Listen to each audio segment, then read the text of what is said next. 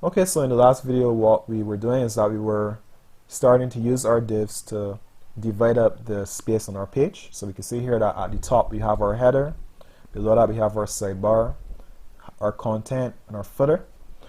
And we left off last time with a problem. Our problem was that our sidebar and our content are not sitting next to each other. And to alleviate that issue, what we'll have to do is that we'll have to use something called floating. So what we'll do is that we'll float our sidebar to the left and our content to the right. And what that will do is that will cause them to both sit at the same level. So let me show you how that works. So I'm going to bring back up Notepad, and I'm going to come here to where I can see that I have the sidebar and the content. So what you do is that you come into your sidebar and you put float to the left. Okay. And for our content, we want to tell that now to float to the right. And we can save it. And what this is supposed to do is that this is supposed to push our content as high as possible up, either on the left or on the right. So let's see what happens. If I refresh, good.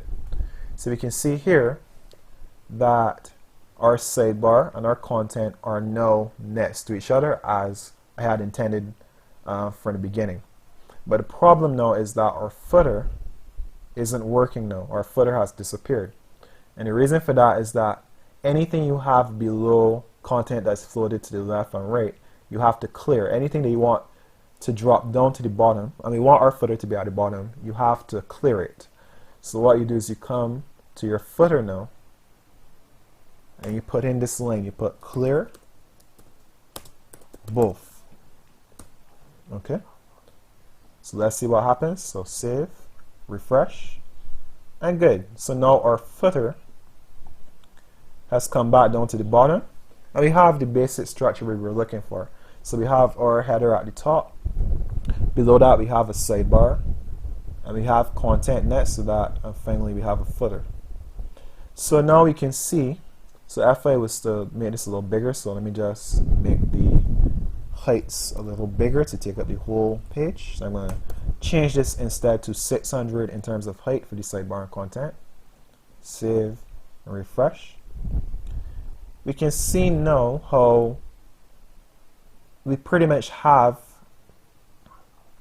a structure marked out for our web page. Okay, so what we'll do going forward is that we'll go through how you can add content and adjust that content. Okay.